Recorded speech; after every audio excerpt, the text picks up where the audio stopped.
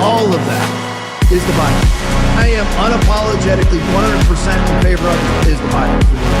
Jesus is the Word. There is no delineation. If the Bible says it, that's what Jesus is, and that's what Jesus believes. That's what this podcast is actually about, is to actually alert people to what is coming and what is our responsibility in the midst of it.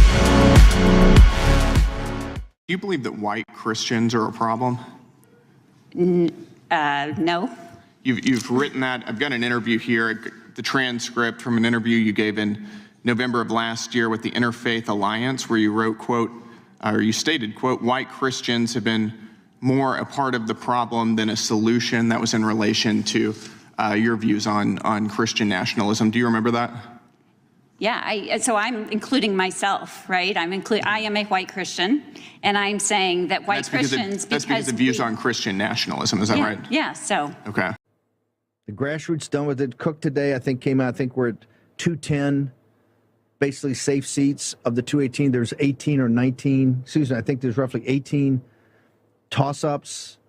We're at 210. The Democrats are 207. But a totally different situation than in years past. We can actually hold the House with the horrific work that they've done. That's because the grassroots got the redistricting done and put the fear of God on them. They still left 8 or 9 seats on the table. Ridiculous. Nancy Pelosi, the Speaker. Well, you know, when she first got in and was named Speaker, I met her, and I'm very impressed by her. I think she's a very impressive person. I like her a lot. But I was surprised that she didn't do more in terms of Bush and going after Bush. It just seemed like she was going to really look to impeach Bush and get him out of office, which personally I think would have been a wonderful thing. Impeaching him? Absolutely, for the war. For the war. Because of the conduct of the war. Well, he lied. He got us into the war with lies. And, I mean, look at the trouble Bill Clinton got into with something that was totally unimportant, and they tried to impeach him, which was nonsense. And yet Bush got us into this horrible war with lies, by lying, by saying they had weapons of mass destruction, by saying all sorts of things that turned out not to be true. Anybody like raw milk? It's amazing that the government will allow you to enjoy things like the COVID vaccine, which is poison. They'll say that that's safe and effective, but the same government bureaucrats will tell you that raw milk is dangerous. As governor, I will sign an executive order before the sun sets on my first day, ending the war against raw milk.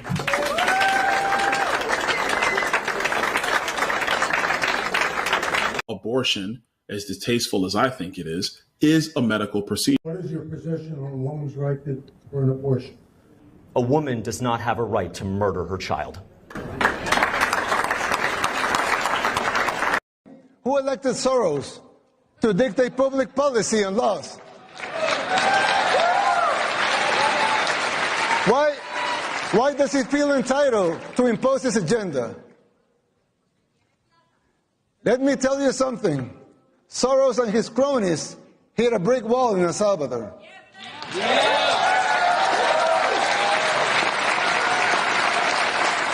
Thank God, another glory be to him, Salvadorans are now immune to his influence. No one believes his lies anymore over there. Lindsey Graham says what MAGA voters want to hear when the cameras are on, but his record tells the truth. Graham was one of only 3 Republican senators who voted with Biden more than half the time in 2023. Obama, Biden, Dick Durbin, mass amnesty, endless wars, uncontrolled spending. That is not America First. That is Lindsey First. Mark Lynch will fight for Trump's America First agenda. Vote Mark Lynch on June 9th. I'm Mark Lynch, and I approve this message. This was a special token of affection given by myself and the First Lady to Prime Minister and the First Lady of Israel, and it's a key. We call it a key to the White House, and it's a key to our country and to our hearts. And you've been an amazing leader for a long period of time, and this is, in many respects, the big day, because this is something that's very special. And we just left UAE and Bahrain. We're going to meet outside in a ceremony And it's just a very important event, and it's an honor to have you with us, baby. Thank you very much. Thank you, Mr. President. And I have said, and this is true, that you have the key to the hearts of the people of Israel because of all the great things you've done for the Jewish state and the Jewish people. So thank you. Thank you very much.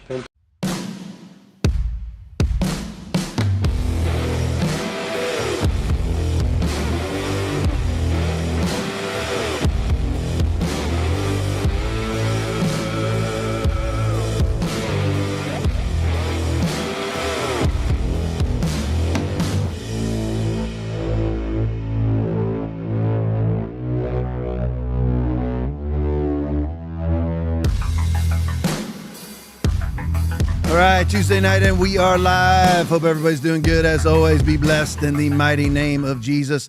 Let me say it to everybody in the chat. Jeannie Malfeasy is on. Guitar Glenn is on. General Plowman is on. K4 VMS is on. Big Jim Go Blue is on. Granite 2468 is on.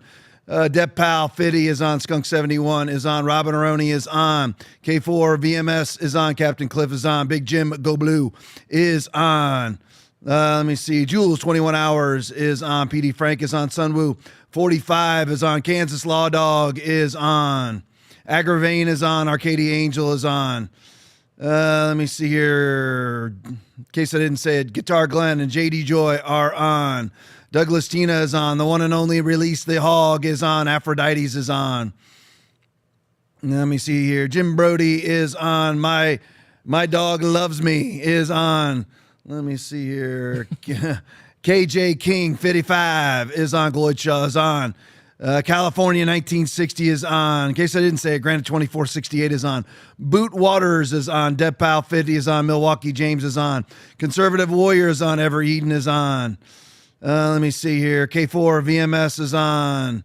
PD Frank is on. Snag Dog is on. Scrolling down. Biggie 926 is on. Let me see here.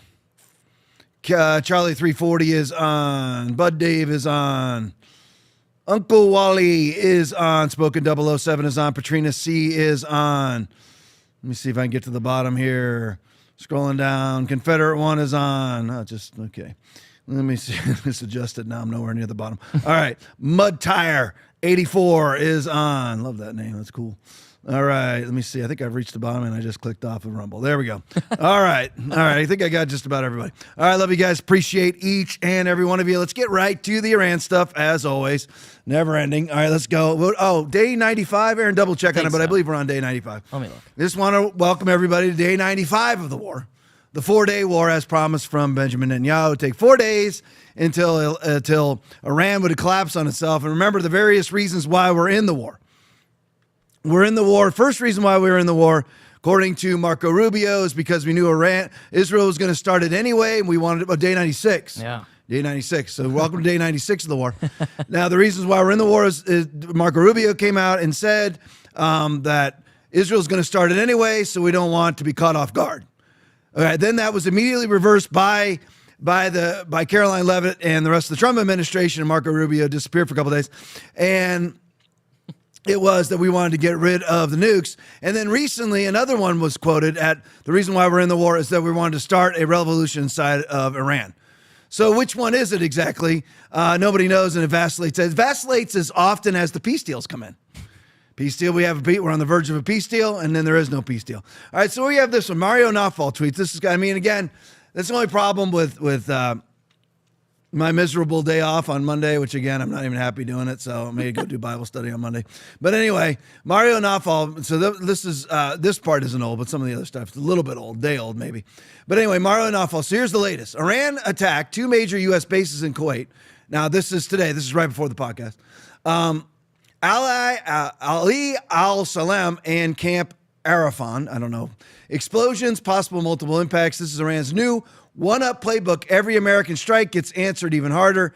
Methodical escalation is the name of their game. Now, there it is. So here we have this. Now, remember, just, a day ago, we were on the verge of another peace deal. Now, I would have to go back And a lot of these posts are probably deleted. But how many times over the last 96 days, I mean, it needs to be like 96 days of 4 days to flatten the curve.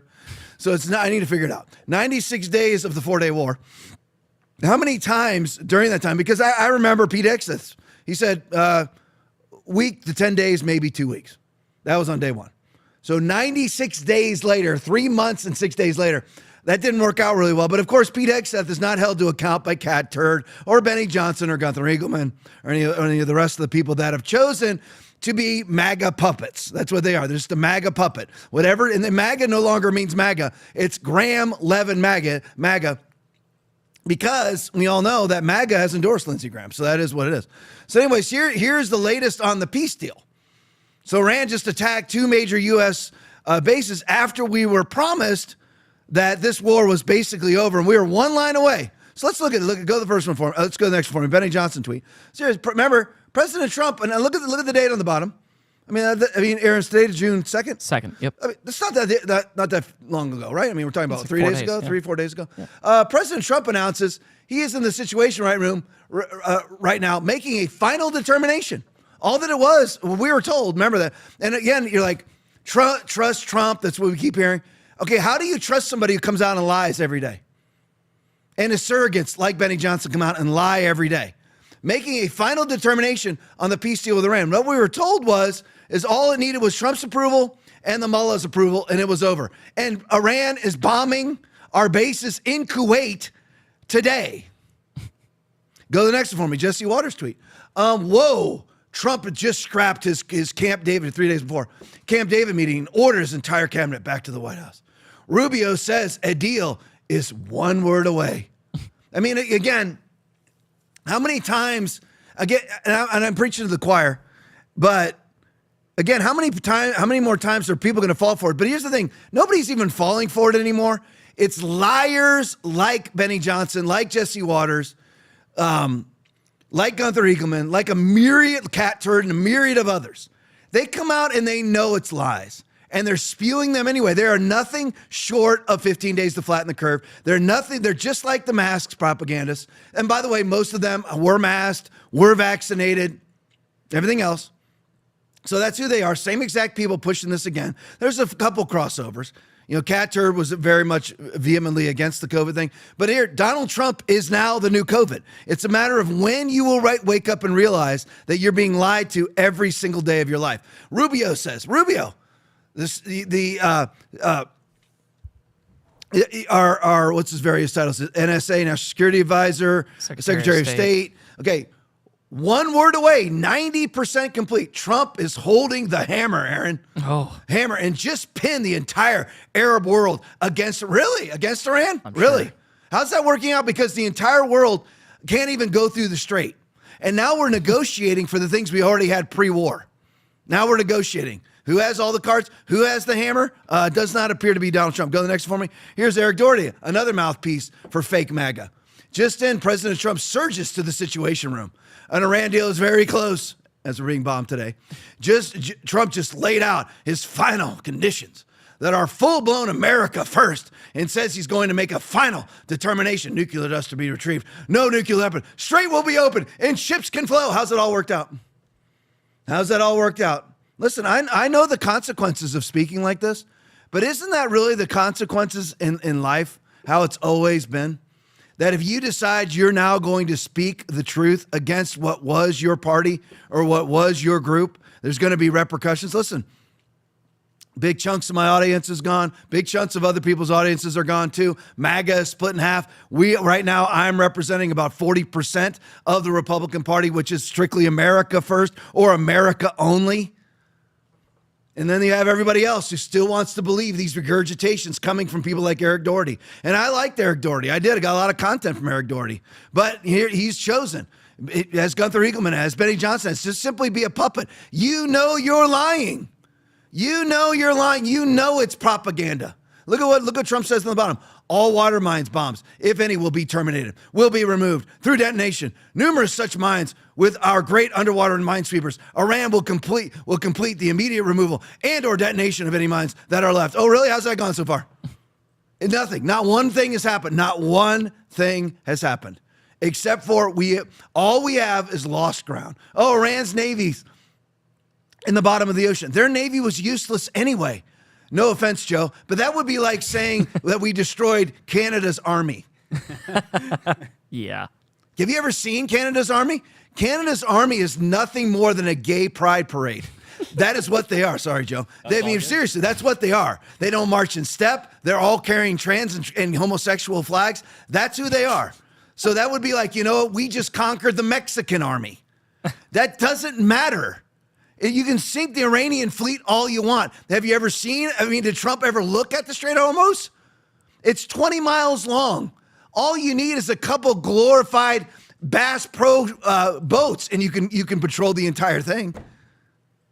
It makes absolutely no sense.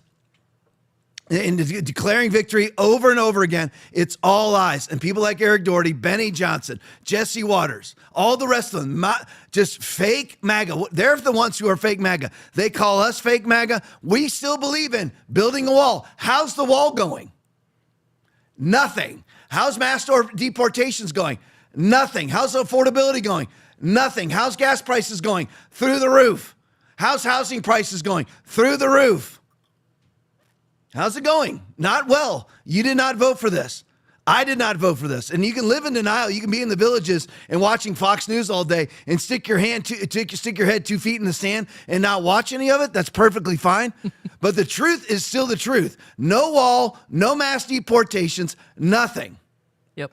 And Trump has added $2.7 trillion onto our debt as a conservative. Elon's gone, Doge is gone, and he's endorsing Lindsey Graham.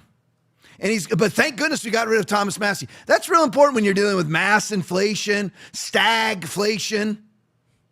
Let me show you this real quick before I continue on with the Iran. Let's break it up just a little bit. I got some stats here. Here's where our economy's at right now. Here it is. That's where our economy is.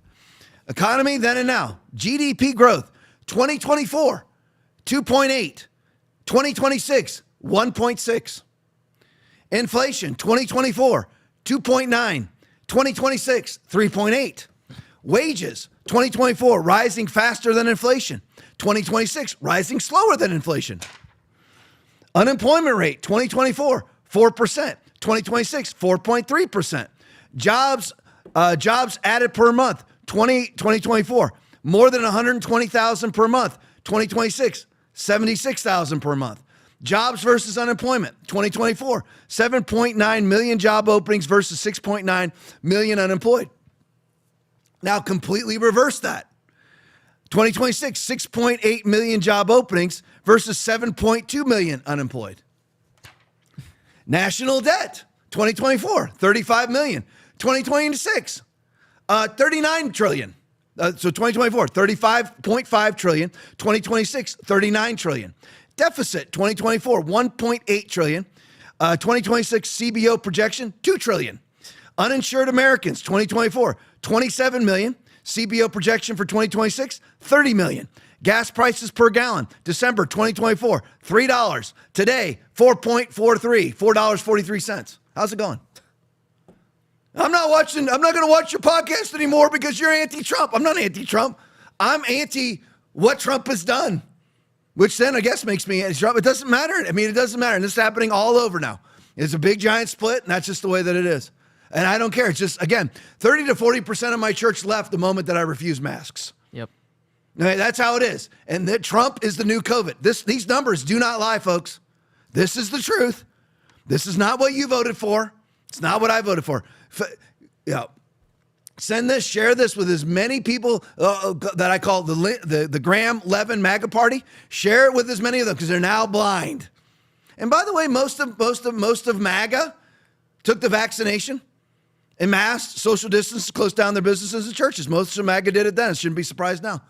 They're just willing to live in a lie. Okay, back to Iran, so to speak. All right, let's go to Andrew Kovit, Aaron's favorite person. Here's a little exchange on Twitter. Andrew Kovit writes, that's for Turning Point. Runs Turning Point now. Just in, per Axios, President Trump, this is a day old, but I just have to talk about it. President Trump unloaded, this is the big news yesterday. Yeah. Huge news. President Trump's unloading on Netanyahu. Sure. He's got them all under control now. It's all good now. Per Axios, President Trump unloaded on Israel Prime Minister Netanyahu over Israel's escalation in Lebanon in an expletive-laden call on Monday. Again, who's reporting on this? Axios. So only person that Trump can even deal with, the only outlet that Trump can deal with to get him to put out his propaganda to put out Trump's propaganda is Axios? I mean, again, this had to be leaked to Axios, not Fox News, Axios. So it says, you're effing crazy. You'd be in prison if it weren't for me. I'm saving your blank. Everybody hates you now. Everybody hates Israel. And then Trump writes, I had a conversation with Bibi Netanyahu today, asking him not to go into a major raid of Beirut, Lebanon. He turned his troops around. Did that happen? Okay, did that happen? There were no troops to turn around. And the ones that were there didn't turn around. They're not in Beirut. They didn't have troops to turn around. Thank you, Bibi. This is all lies, folks. All lies that Eric Doherty will put out his truth. Benny Johnson will put out his truth. Cat Turd will put out his truth. Gunther Eagleman will put out his truth. Salty Goat will put out his truth. All these people that are nothing more than Goebbels propagandists now for bold-faced lies. Lies are lies. Even if you believe that you are lying for the greater good, you can't lie for the greater good because the greater good would never need lies. Yeah. So you're going to put this out? Again, this is all put, it was all put out. Believe me, I, of course, was on Twitter yesterday, and I'm watching. Oh, Trump really gave it to Netanyahu. How's that work so far? Not one thing he says here is true. No troops were turned around. Thank you, Bibi. Thanking him for what? For doing nothing. I also had a conversation with representatives of the leaders of Hezbollah, which is highly questionable whether that actually ever happened. And they agreed to stop shooting at Israel. Amazing. Okay. That did not occur. And they agreed to stop shooting at Israel and its soldiers. Likewise, so he just thinks that these people, they go, okay, we'll stop shooting. We'll turn around our troops. And they never do, but Trump puts it out as a win. Yeah. He's getting to the place of grandiose narcissistic delusion. Likewise, Israel agreed to stop shooting at them. Oh, really? Let's see how long this lasts. Hopefully, it will be for eternity, President Donald J. Trump. So here you have Andrew Kovac reporting that there is this tirade, and to Kovac's credit, he is speaking out vehemently against Lindsey Graham right now. I don't know why, but okay, because you're speaking out against Lindsey Graham, but supporting what Lindsey Graham supports. So why don't you just support Lindsey Graham? Right. So anyway, which is blind allegiance to Israel. But anyway, so Benjamin Netanyahu writes, tonight I spoke with President Trump. Now remember, this was the profanity-laced tirade phone call. Tonight I spoke with President Trump and told him that if Hezbollah does not cease attacking our cities and citizens, Israel will attack terror targets in Beirut. I had a conversation with Benjamin Netanyahu, back to Trump, asking him not to go into a major raid of Beirut, Lebanon. And Bibi answers, and he says, he turned his troops around. Benjamin Netanyahu says, I spoke with President Trump and told him that if Hezbollah does not cease attacking our cities and citizens, Israel will attack terror targets in Beirut. We were just told by Trump that that's been taken care of. The stance of ours remains unchanged. In parallel, the IDF will continue to operate as planned in southern Lebanon. Of course. So not one thing Donald Trump said was true, but yet all the MAGA sycophants will say that it's true. Well, Tom, so here's the thing. Does that now make me not conservative or a Democrat? Here's the thing. What's so funny is it's all the same sort of argument. If you say one thing against the nation state of Israel, you're an anti-Semite, and you're pro-Palestine. I am not pro-Palestine. I am against a Palestinian state. I am anti-Muslim, anti-Islam, 100%. I believe we should close our borders. You can free to practice Islam in America because it's freedom of religion, but I think we should close our borders to importing any Islamists into our country because they cannot abide by the Constitution. So I'm not, because I am against what the Israeli state is doing in southern Lebanon and coaxing us into a 4-day war that we're on day 96 of. That does not make me pro-Palestine. Because I am anti what Trump is doing doesn't make me pro-choice all of a sudden. It's the ridiculous argument of simple-minded people. You're against Trump, so now you're no longer conservative. No, I'm against the anti-conservative things that Trump is doing. I'm affirming conservatism by being anti-Trump. Yep. Those are what you call cogent, complex discussions that the simple-minded, like Gunther Eagleman, trust Trump. Trust the negotiator in chief. And he contradicts himself in his own post. The deal is near. And then he puts out a post. Iran is bombing our military bases. Okay, you're going to go back to your 3 posts ago when you're talking about Trump's genius and that, the deal is done? It's amazing the lack of the presence of cognitive dissonance with these people. So then we got this one. Mark Levin tweet. The leak in Axios was a violation of federal law and provided support to the Iranian regime and its Hezbollah proxy. Whomever leaked the story to Barack Ravid of Axios has to be inside the Trump administration because they had to be in the situation with situation room with Trump when he made the call. Right. It was done on purpose by Trump. Did a grave disservice to our country, to our president, to Israel, and to Israel's prime minister. The Iranian regime will benefit from that leak, viewing us as weak and desperate for a deal. Well, they already do. Even coming to Hezbollah's defense, the Israeli people will also be furious. I don't care. Who cares? All right, go to the next one for me. Brick's news tweet, just in. So this is working. Look at the date on the bottom. Just in, Iranian parliament speaker, I'm not even going to bother with the name, G, says, I am certain we will emerge from this great war victorious. So these peace negotiations are going fantastic. They're just going, I mean, again, weren't we told that Iran was completely and totally demoralized? Their economy was on the brink of decimation. That Trump got everything he wanted. The strait was open. It was demined. The nuclear dust was going to be transferred to us or to a country that he could trust. None of that is happening. None of it. Not one bit. But here we are on day 96. Go to the next one for me. Here's Thomas Massey's take.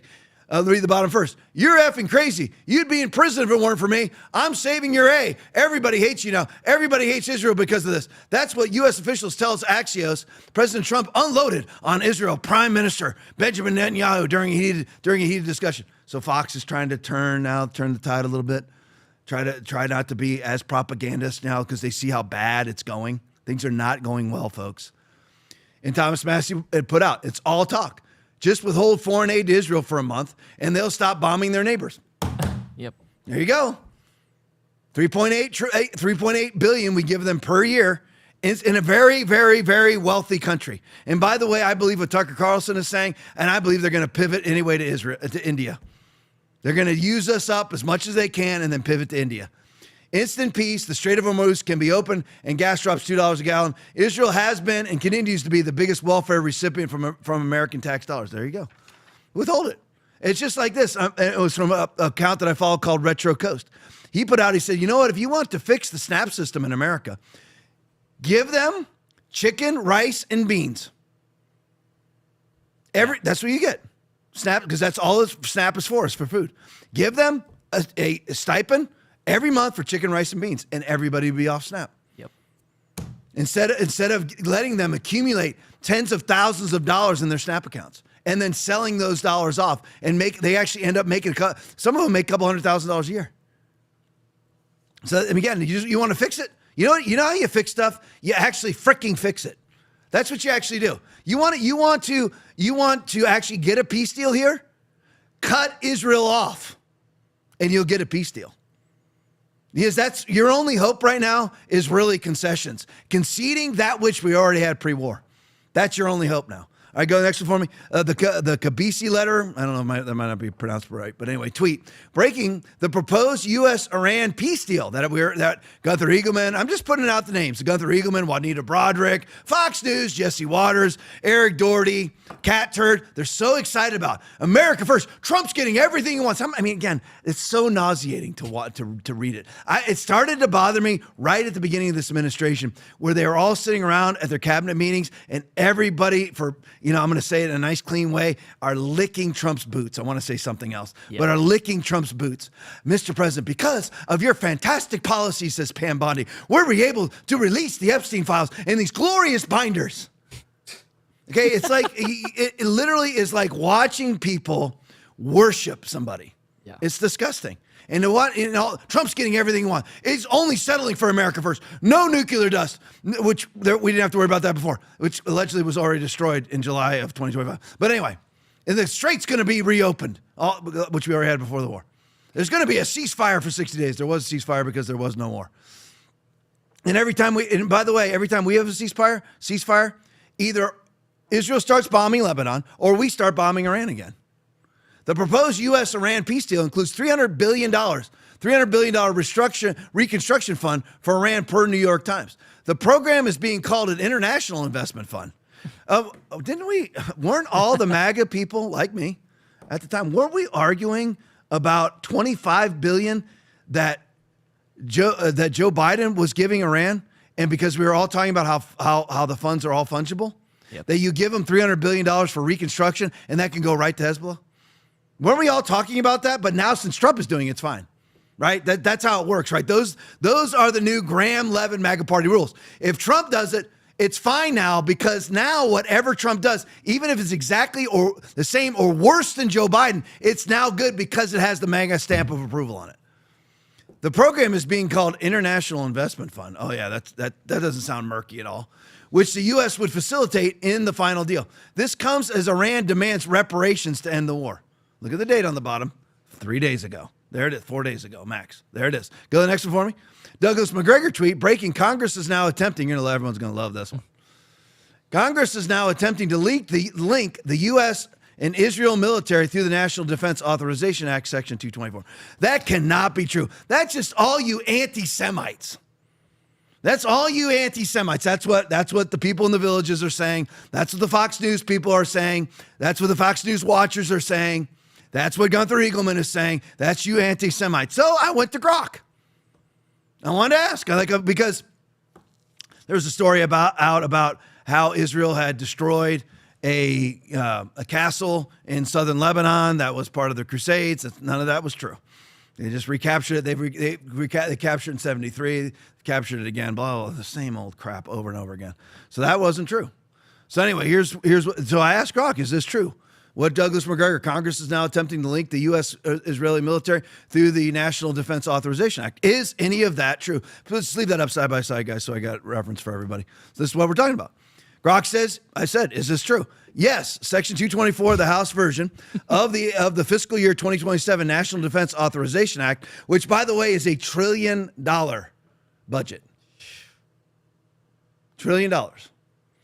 Again, so that it goes to numerous NGOs that are leftists, that want to build data centers, that want to control your life and ban your speech. The National Defense Authorization Act, NDAA, whenever you hear it, explicitly aims to deepen and formalize integration between the U.S. and Israeli militaries, particularly in defense technology, which they send right to China, research, production, and systems. This is not yet final law. And what they always say, what Israel always says, we give them great intelligence. Problem is, we never vet their intelligence. Right. We don't know whether it's great or not. Tell me what's changed your life from Israeli intelligence. Was it Israeli intelligence that told us that there was weapons of mass destruction in Iraq? That we spent 20 years there? Was that their intelligence? Because their intelligence here is what led us into this war.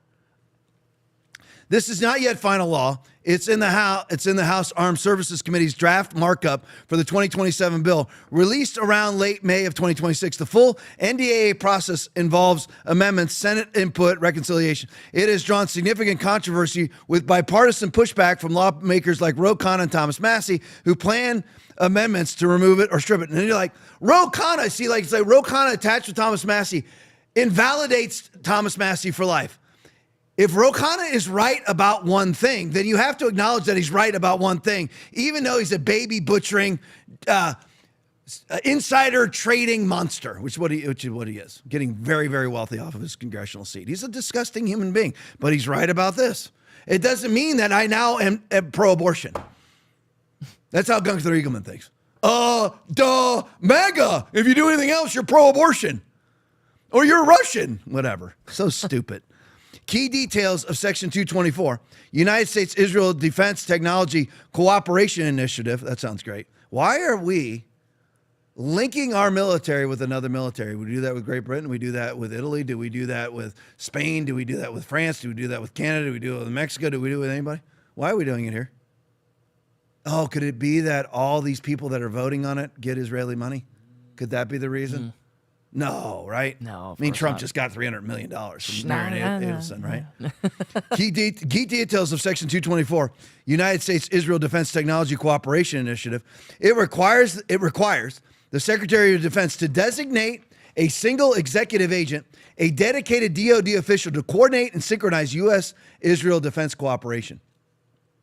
This covers bilateral research, development, testing, and evaluation, technology integration and industrial cooperation, co-production of weapons. That sounds great. Joint ventures and licensing. Expanded collaboration across domains like AI, data centers, quantum, cyber, autonomous systems, directed energy, biotech, counter-drone, missile defense, and more. It goes beyond existing cooperation, missile defense like Iron Dome, toward broader network integration and data fusion. It's great, isn't it? Potentially linking military systems and data sharing. So yes, it's true. Now I'm going to show you, I have to show you this video. It's from Alex Jones, but it's Douglas McGregor talking. It's long. I usually don't like to show videos this long. It's over 6 minutes long, but it's too good not to show the entire thing. From Alex Jones, Israel has veto authority over anything that President Trump decides to do. He is not in charge. Colonel Douglas McGregor raises the alarm that Netanyahu runs U.S. involvement in the Iran war. Play for me. Israel has veto authority over anything that President Trump decides to do. He is not in charge. He is responding to Netanyahu.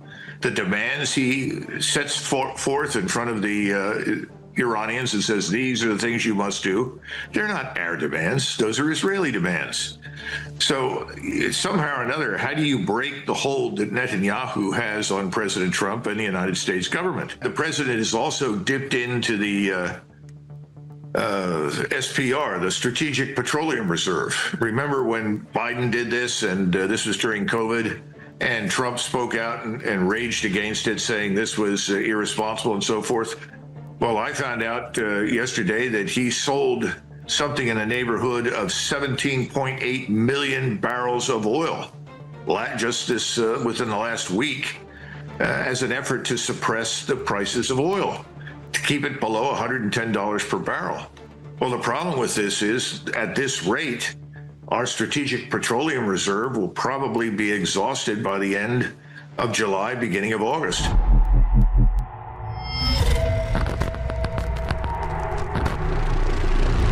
Let's go to clip number 5 here. This is Colonel McGregor confirming that Israel has total veto authority over everything Trump wants to do. And this is the case in just about every Western country where they've wormed their way into the highest halls of power. Let's go to Colonel McGregor now. Number one, Israel. Israel has veto authority over anything that President Trump decides to do. He is not in charge. He is responding to Netanyahu. The demands he sets forth in front of the Iranians and says, these are the things you must do. They're not our demands. Those are Israeli demands. So somehow or another, how do you break the hold that Netanyahu has on President Trump and the United States government? Nobody in Congress is going to stand up and jeopardize their income if they oppose the Israel lobby and effectively say no to Mr. Netanyahu. So that's problem number one. Problem number two is President Trump and his personality and his fear of being castigated and humiliated for having done this stupid thing. And attacking Iran was a very dumb idea. Anybody with any sense knew that. And there's nothing that justifies the total mobilization for war that it would require for us to take control of Iran. But that may be what we're doing. But here's another clip of Colonel McGregor. And again, we're going to tie all this together, but it's just obvious to anybody that's paying attention. It's just nice seeing people saying it. Let's go now to clip number 6. Colonel McGregor reveals that Trump secretly sold 18 million barrels of oil from the Strategic Petroleum Reserve to Asian countries below market price. This relates to what he just said. in that Donald Trump is causing the economic crisis that's causing Americans pain. And in order to sort of not suffer the consequences of that, he's selling our strategic reserve to Asia. Let's go to clip number 6. The president has also dipped into the SPR, the Strategic Petroleum Reserve. Remember when Biden did this, and this was during COVID, and Trump spoke out and raged against it, saying this was irresponsible and so forth? Well, I found out yesterday that he sold something in the neighborhood of 17.8 million barrels of oil just this within the last week as an effort to suppress the prices of oil, to keep it below $110 per barrel. Well, the problem with this is, at this rate, our Strategic Petroleum Reserve will probably be exhausted by the end of July, beginning of August, especially since he's also sold below market price unknown quantities of oil to some of our Asian friends. Now, doubtlessly, this was done because, after all, he never bothered to ask them what they thought about his dumb idea of attacking Iran.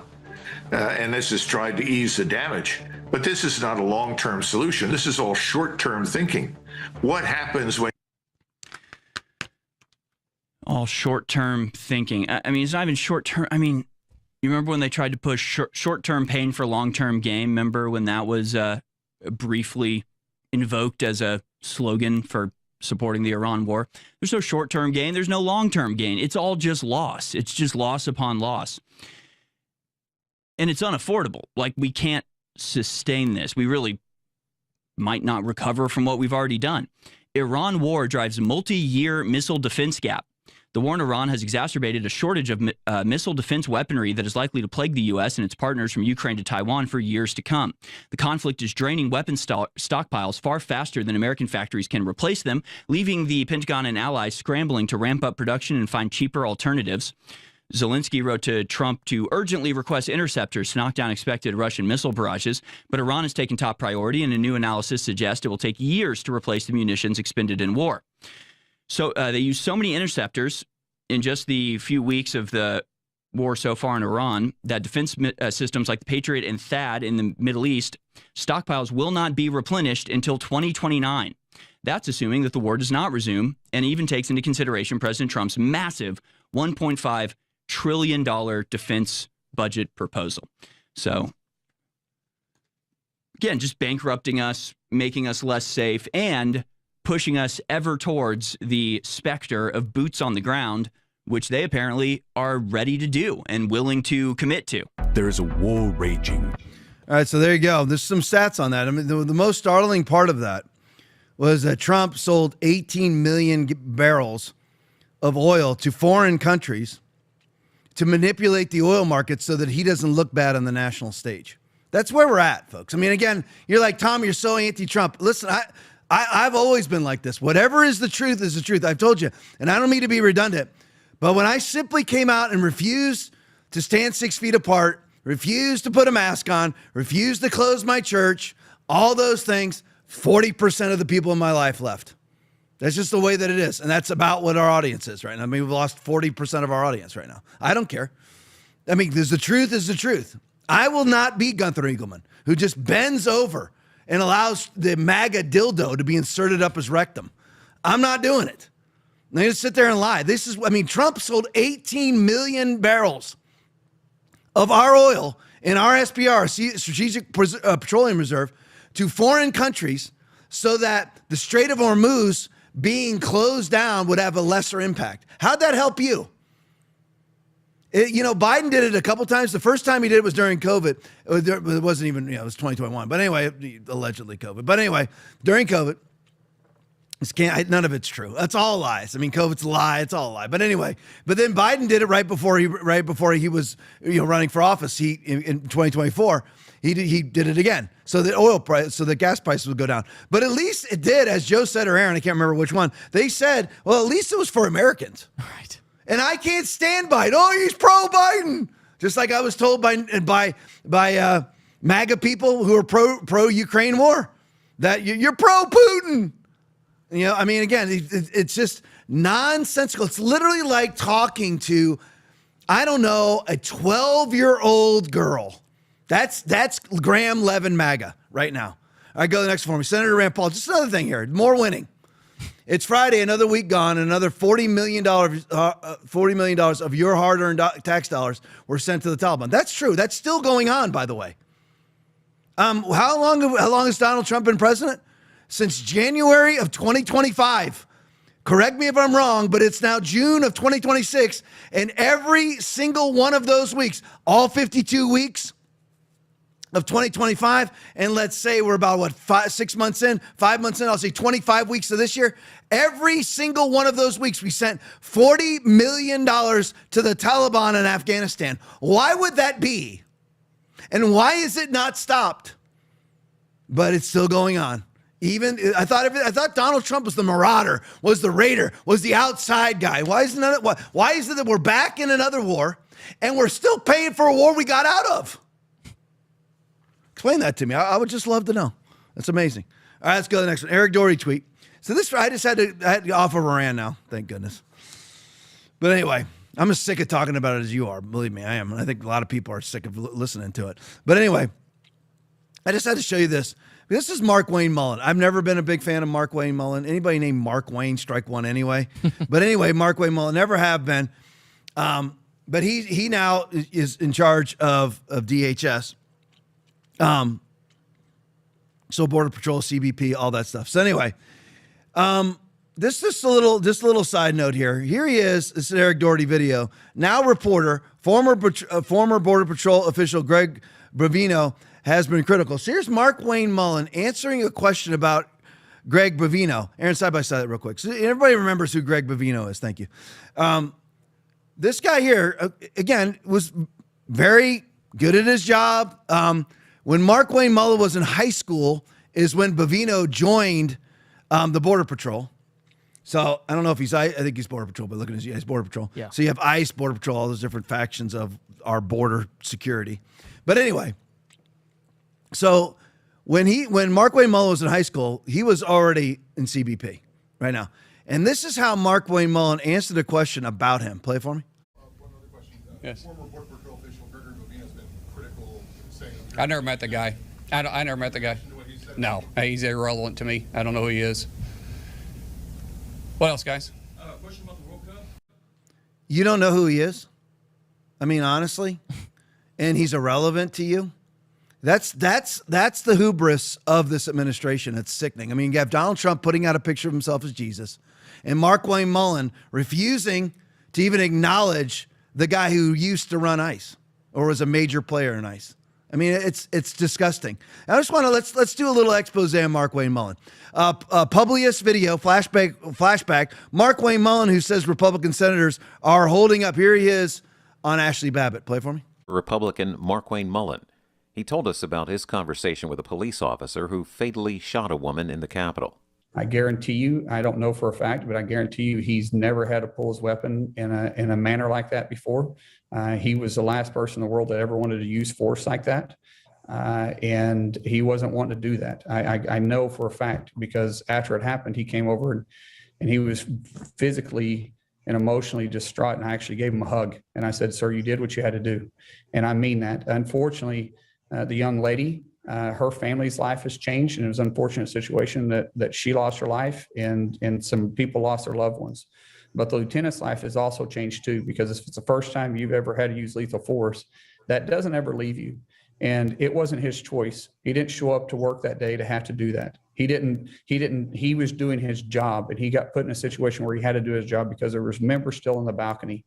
And if you're going to present your weapon in a manner and give commands and they still don't listen and they still approach, you don't have a choice, because either you have to, at that point, discharge your weapon in a manner of self-defense, or that weapon's going to be taken away from you. It's going to be used on you, and it's going to put all of our lives in danger too. I could spend the rest of the podcast. I was a cop for 25 years, 1992, 2017, right here where I'm sitting, Sarasota County, Florida. You can check it.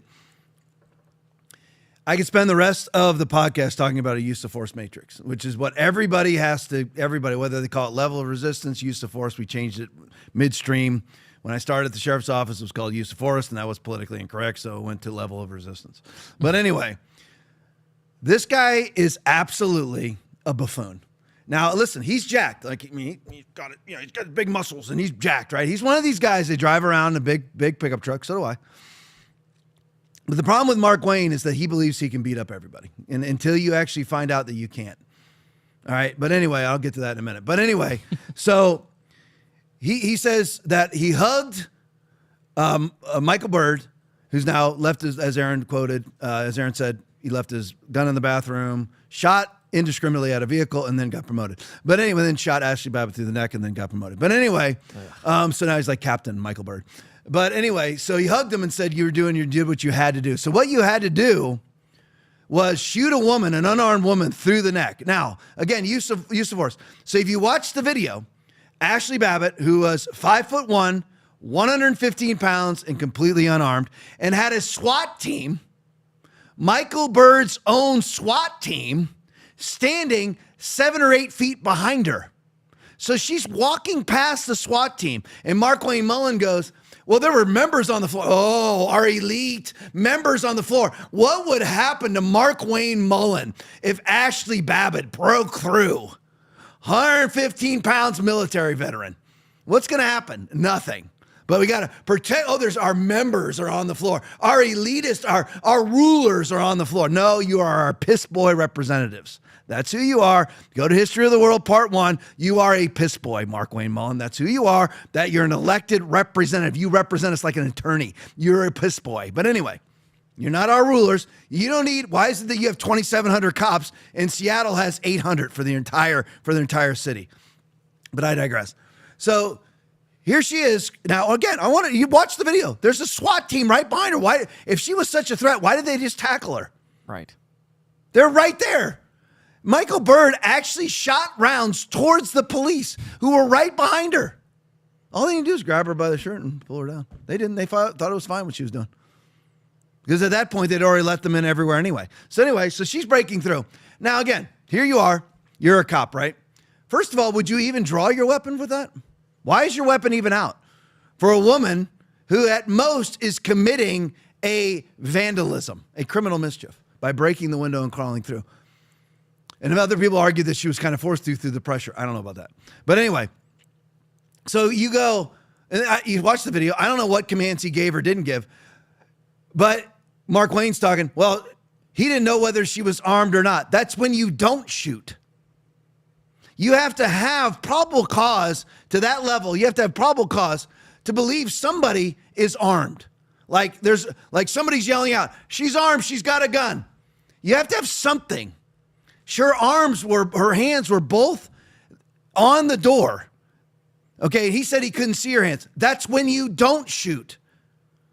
You don't shoot when you don't know what's there. I understand. Show me your hands, show me your hands, show me your hands. That's very different because that's usually at a dispatch call to a person who allegedly has a firearm. How many firearms were found on January 6th? None to this day. Not one from a protester.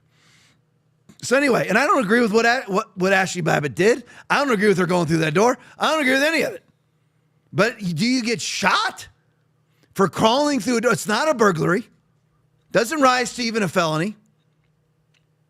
And she gets shot because he doesn't know what she has. So I guess that's the requisite now for law enforcement. If you don't know what a person has, gun him down, baby, according to Mark Wayne Mullen. He's a buffoon. He's one of these guys. I don't know.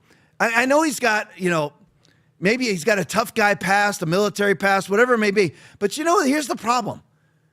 You think that you are invincible. You think because you're buff that you can go and you can beat everybody up. I mean, all you need to do is watch some videos. Watch some videos. Have you ever been around people who can legitimately fight? Let me show you this first, and I'll show you what his attitude is. Raylan 969 video. Senator Mark Wayne Mullen isn't fit to be Secretary of DHS. Play for him. You know where to find me. Any place, anytime, cowboy. Sir, this is a time, this is a place. If you want to run your mouth, we can be two consenting adults. We can finish it here. Okay, that's fine. Perfect. You want to do it now? I'd love to do it right now. Well, stand your butt up then. You stand your butt up. Oh, hold on. Big guy. Oh, stop it. Is that your solution every Hold it. No, sit down. Sit down. Okay. You're a United States Senator. Sit down. Active. Oh, okay. Sit down, please. All right. Can I respond? Hold it. If he got up too, would you have gone at it? right there in the hearing room? I would have probably jumped over the dais at that point. You have to be called out on it. If not, this guy continues to get away with this stuff. And it's just, it's silly, it's stupid, but every now and then you need to get punched in the face. Well, go back to the 1800s and 1700s. They used to have canings. And duels. And they used to have duels. Yeah. Right. And there was a way that men used to settle their differences. I ignored him 4 times prior to that. And people say, yes, you're supposed to ignore it. Well, I'm not a very good Christian. I try to be a good Christian. And I know people say you're supposed to turn the other cheek. I prefer the David method. But we need to move from an almost. And by the way, I'm not afraid of biting. I will bite. Biting? I'll bite 100%. Yeah. I mean, a fight, I'm going to bite. I'll do anything. I mean, I'm not above it. And I don't care where I bite, by the way. It just is going to be a bite. In hindsight, any regrets? No, I really don't. All right, so there you go. Now, here's the thing. So this, and I get this. People think because they're like jacked or they've got prior military or whatever. Now, here's the guy he chooses to go after. Now, if that's Sean Strickland standing there, is he going to do that? No, that means you're just a bully. He would not do that if you had Francis Ngannou sitting there. Francis Ngannou is threatening Mark Wayne Mullen in his F-250, and I drive an F-250 pickup truck, and he's going to the gym. Okay, you've got maybe 30 seconds worth of gas in your tank, dude, in a fight. People think that you can win fight. Listen, I've been around a lot of professional fighters. Not because I'm anything. I'm nothing. I'm just watching my son practice. That's all I'm doing. Listen, I don't belong in any fight because I've got 30 seconds worth of gas in my tank too. I'm not saying I won't defend myself. But the thing is, here he is. He honestly thought that guy would back down and he didn't. So now he's got to stand up. All right. If this was actually somebody that could fight, he would never do this. Never. And people think that they can fight. You can't. I can't. You fight somebody who knows how to fight, man, you're going to lose. I mean, you're going to lose so bad. So bad. I've been around them. You're going to lose. And the people like this, these buffoons like this, and then acting in the arrogant, condescending way that he acts. These are the people that are in the positions of power in our country. And they're MAGA people. And they're repulsive, disgusting human beings. Look, he wants to take on Mr. O'Brien. Mr. O'Brien would be gassed before he even got out of his seat, and Mark Wayne Mullen's got 30 seconds. It's gross. All right, let's go to the next one. Here's some more for you. Tom Elliott video. Epstein survivor Liz Stein. I'm also holding in my hand. Okay, now we were promised border wall, mass deportations, affordability, Doge with Elon Musk cutting our budget, no deficit spending. We were promised all these things. Inflation would go down, interest rates would go down, none of which has happened. There has been other things that have happened. Love the redistricting efforts, things like that. I like Trump's anti-trans rhetoric and even his own executive orders. I love his military anti-trans order, which got overturned by an appellate court recently, which I think will go to the Supreme Court, which I think Trump will win on. And I've loved some of that stuff. I have. I loved how he overturned Roe v. Wade. Love it. Okay, those are equal truths. Also, you can't be blackpilled and not tell the truth about the good things that Trump does. But anyway, people are always talking about when it comes to the Epstein files. Well, Massey, just using Massey as an example, never said a word about it for 4 years under Biden. That's because Biden never said he was going to release them. Right. Donald Trump ran on releasing them. So if you run on releasing them, just like if you run on mass deportations, then expect us to hold you accountable for not releasing them and not doing mass deportations. Now you're not a Republican anymore. You're not a conservative anymore. No, I'm standing up for conservatism by demanding the president be conservative. I mean, how is Cat Turd's No New Wars war going? It's ridiculous. So here's Epstein survivor. I'm also, Liz Stein speaking, I'm also holding in my hands on email date, holding in my hands an email dated July 24, 2025. This is from Pam Bondi and Todd Blanche, U.S. Department of Justice, and it is an email that has a list of potential co-conspirators. How are the Epstein arrests going, Aaron? Let me check. Flight log 2. Any arrests and flight log? None. Nope. Flight log is sitting in the hands of John Thune right now, but yet that's not been released. But thank goodness we got rid of Thomas Massey. Yes, thank you. We don't know what happened. We don't know if any of these co-conspirators were investigated. That's why we need answers. Play it for me. We shared what we knew. We told the truth. We trusted institutions that asked us to trust them, and we did so because we believed the system would do what it promised to do: investigate these crimes, pursue evidence, and hold perpetrators accountable. Instead, many survivors have spent decades watching opportunities for accountability come and go, while people who caused us harm have continued with their lives. That is not a political failure, it is a moral one. I have in my hands several investigative leads. This is a map of potential co-conspirators. As you can see, many of the people on this graph have been blacked out. We want to know why. I'm also holding in my hand an email dated July 24th, 2025. This is from Pam Bondi and Todd Blanche's Department of Justice, and it is an email that has a list of potential co-conspirators. We don't know what happened. We don't know if any of these co-conspirators were investigated. That's why we need answers. When survivors' identities are exposed while perpetrators are protected, that tells us something. When investigative leads are ignored, that sends a message. When transparency is withheld, that should cause concern. It tells us that the pursuit of justice has become secondary to the protection of institutions and powerful people. And that should concern every American. So again, dropping the names. Imagine being Cat Turd, Gunther Eagleman, Fox News, Eric Doherty, numerous other people, and you're defending this. I mean, that's what you're doing. That's the Trump administration redacting pics. Trump calls Marjorie Taylor Greene, ends their relationship. This is what ends their relationship. When she refuses to take her name off the discharge petition. Who are the Republicans that put their name on the discharge petition? Let me see if I can remember them all. Marjorie Taylor Greene, Nancy Mace, Lauren Boebert, and Thomas Massie. Everybody else refused to sign it because Ro Khanna signs it. Well, Ro Khanna is right in this situation. He's still a pro-abortion leftist monster, but in this one situation, yes, he's doing it to score political points, which, by the way, he scored via the non-release.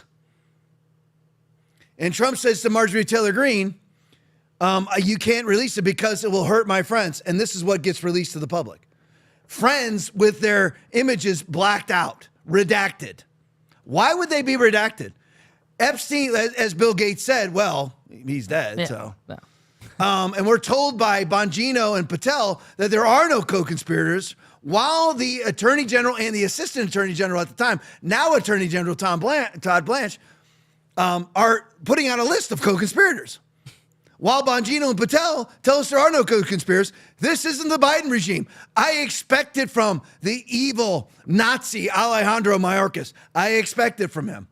And Javier Becerra, and Joe Biden, and Lisa Monaco, and Merrick Garland. I expect it. Nothing has changed.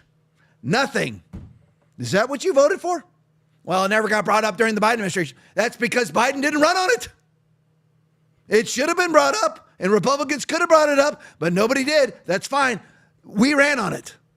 We all expected the Epstein file. If we were wrong in our expectations of the Epstein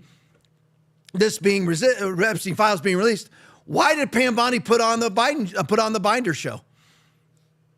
She put on the binder show.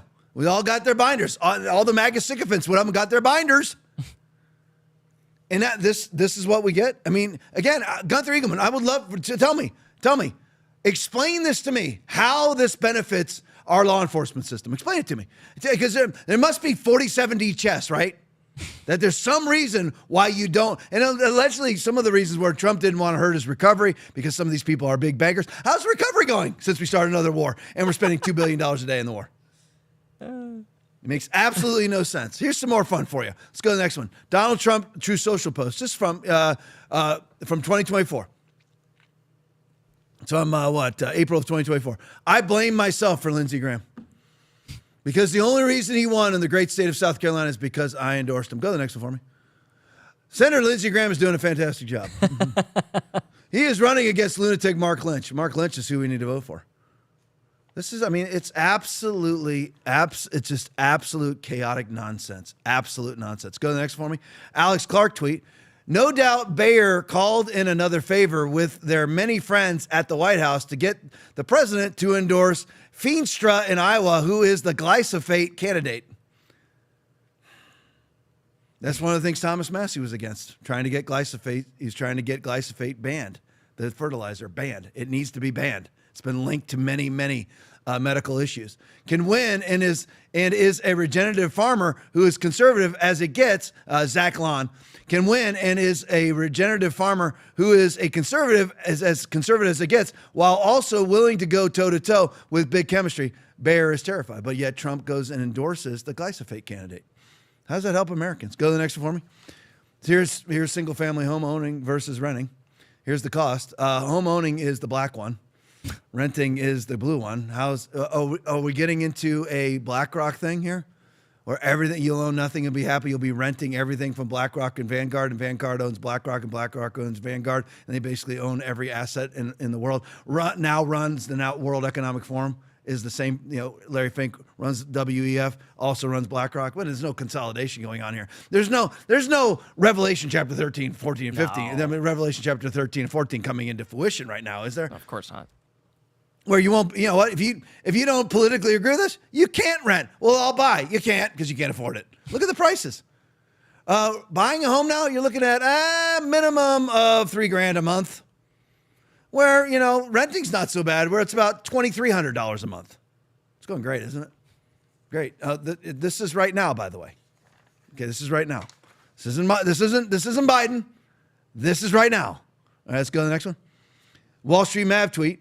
The CEO of Micron Technology, Sanjay whatever, agreed to accept U.S. taxpayer subsidies in order to build memory chip manufacturing plants in the U.S. Meanwhile, Micron is raising prices on the memory chips while accepting taxpayer funding. What's that called, everybody? Fascism. The merging of corporatism and governance. To build the same chips. So they get government money to build manufacturing centers here in the United States while we protect them.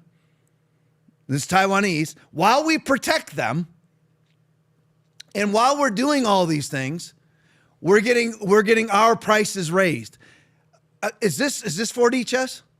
Again, what's the strategy here? How's this helping Americans? It's not. It's not working, folks. Tom, are you saying it's impossible for Trump to turn it around? I'm not saying that. I'm not saying that. I hope he does turn it around. But right now, it's not going well. Yeah, we'll skip the next one. The Red Wave Press one, we'll skip, Joe. Let me see this next one here. We'll skip the next one, Rapid Response 47. Skip that one. Let me see here. Oh, yeah, we'll go to Harry Enton. Let's go to Thomas Paine Band. You got that one? Yep. All right. Trump voters are completely demoralized. Play it for me. Trump is absolutely supercharging this is when you just look at his ratings. Look at this. Term 2 Trump approval ratings low. All of these within the last 2 weeks, at least at the time that we taped this wonderful little thing. If you're watching it later on, I can't promise, I can do a lot of things, but I can't actually bend time and gravity and space, etc. Look at this. Quinnipiac, 34%. Ipsos, 35%. New York Times, 37%. CBS News, 37%. Fox, 39%. The bottom line is, across the board, Donald Trump is at historic lows for his second term, and all of them sub 40%. Now, why is this sub 40% so important? Because who are the other presidents who are sub 40% at this point in their second term? Well, there are only two that I could find.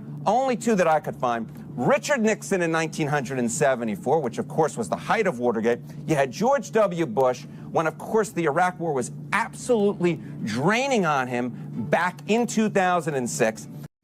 Say again, people can say whatever they want. You turned on Trump. That's correct, because he turned on conservatism.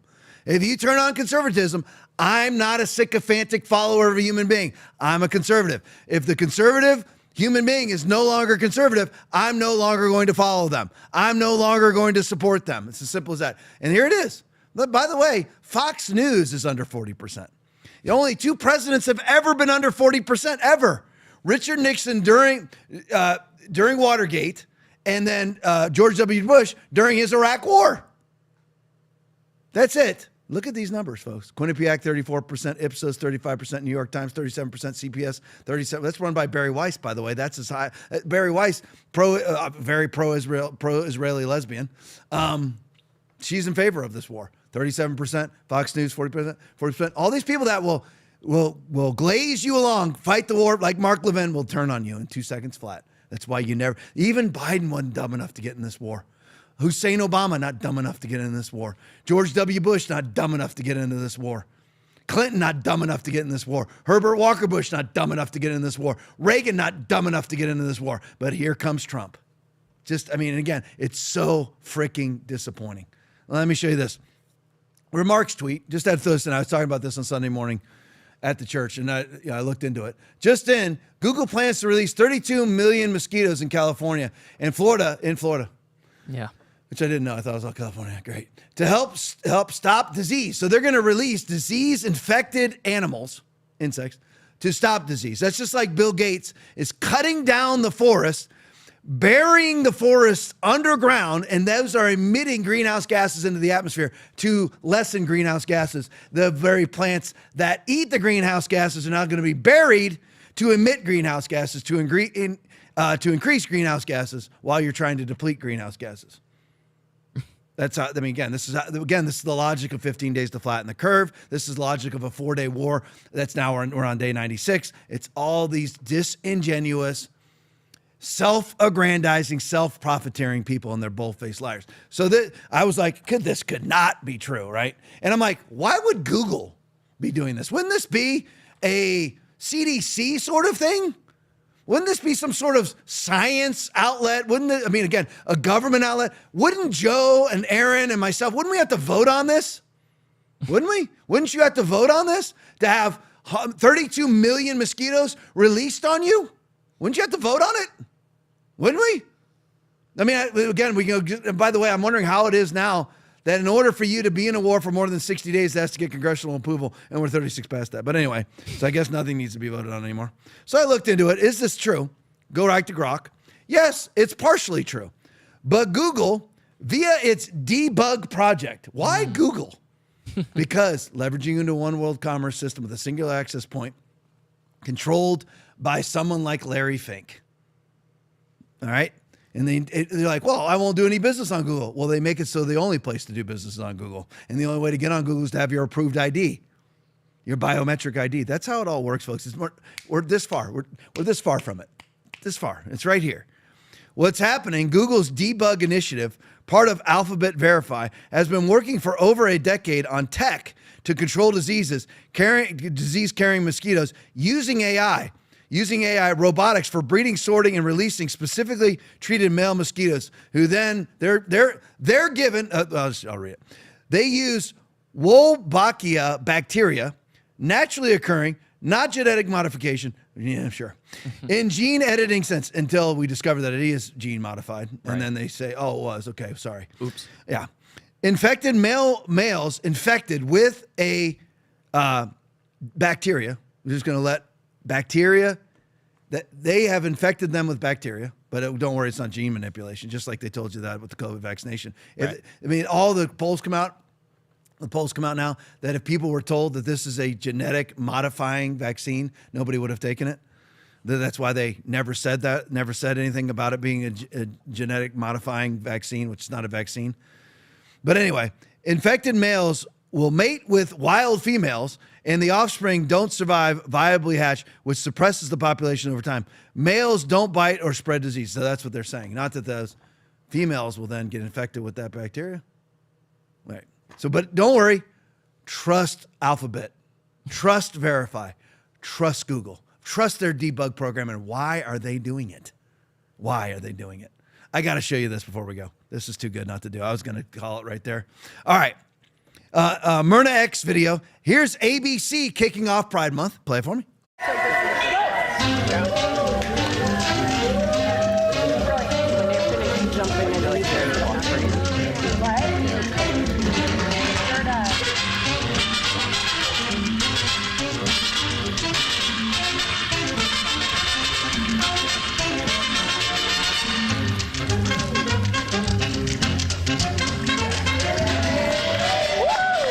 All right, so there you go. You got men dancing with men. Go to the next one. Just have to put this one. Ashley tweet. Happy Pride Month for these monsters.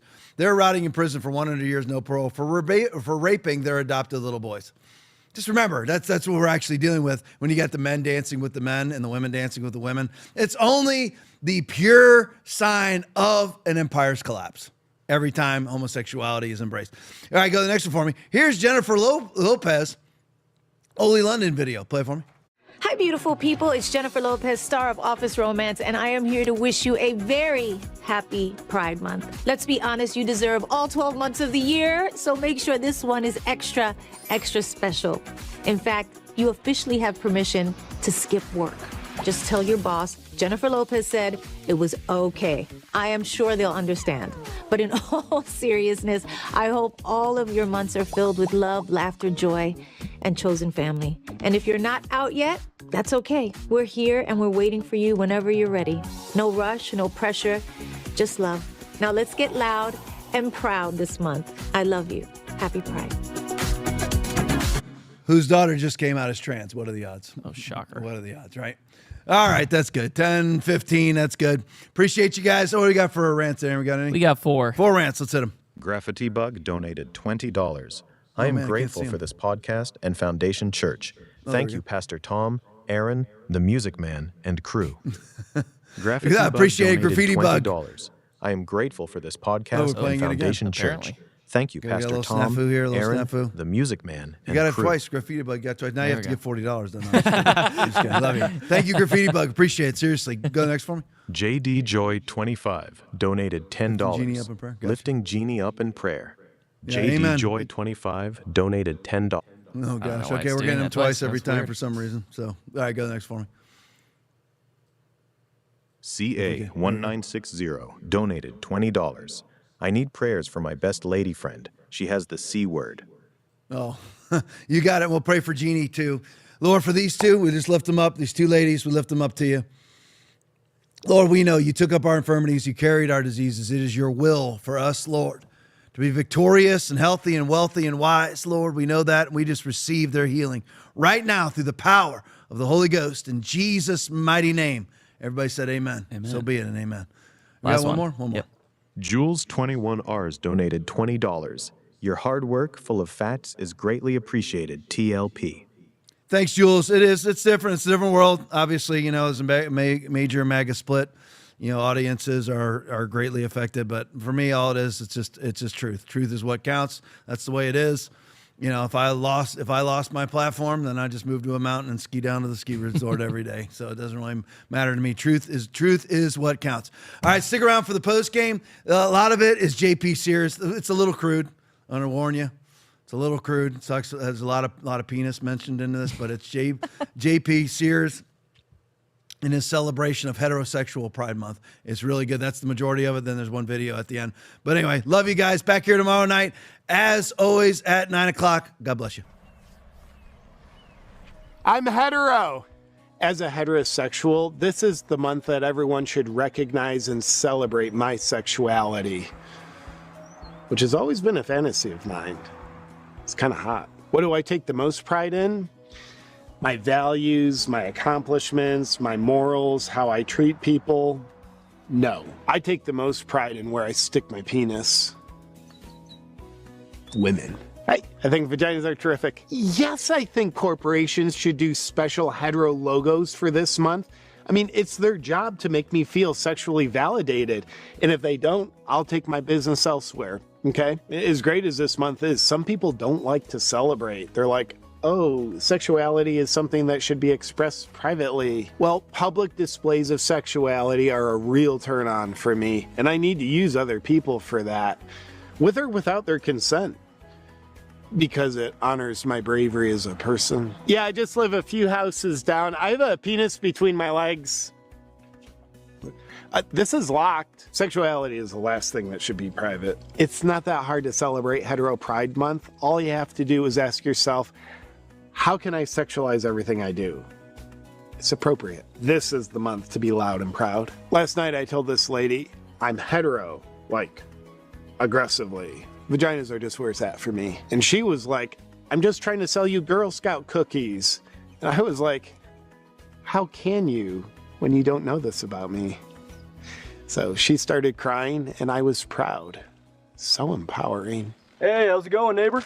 I'm aroused by women. I honestly don't understand why some people have to be so heterophobic and not be interested in my sexuality this month. It's like when a guy goes to a park and exposes his private parts to a stranger. What's wrong with that? It makes the stranger feel violated. Violated? Why can't they be interested? Show some solidarity with me, bigot. Wonder why they call them private parts. Doesn't make sense. You'd think they'd be called public parts. I think they should do a remake of Brokeback Mountain for my community. Little hetero representation would be nice. It's one thing if you make everything about you, that kind of makes you a narcissist. But if you make everything about your sexuality, what's that? Perverted. Brave. Oh, hey, do you want to know where I like to stick my penis? No, not at all. Well, I want you to know. Get away from me, creep. In women. I'm calling the cops. I'm being brave. That's discrimination right there. Because I'm hetero. Well, not watching the NBA anymore. Their logo's not catering to my sex drive. Yes, sexuality is a basic physiological function that all animals in nature have. But I take pride in my other physiological functions as well, like bowel movements. Like a month for that too. My penis is attracted to vaginas. This is what I base my identity on because I want to get the most out of life. And hopefully this month can inspire many others to do the same. Why do women live longer than men?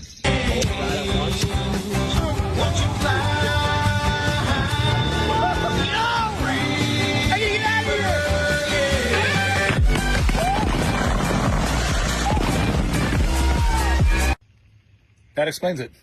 You may live longer, ladies, but we die more awesomer. This podcast is all about. We talk about a lot of political things, but underneath all of that is the Bible. I am unapologetically 100% in favor of is the Bible. Jesus is the Word. There is no delineation. If the Bible says it, that's what Jesus is, and that's what Jesus believes. That's what this podcast is actually about, is to actually alert people to what is coming and what is our responsibility in the midst of it.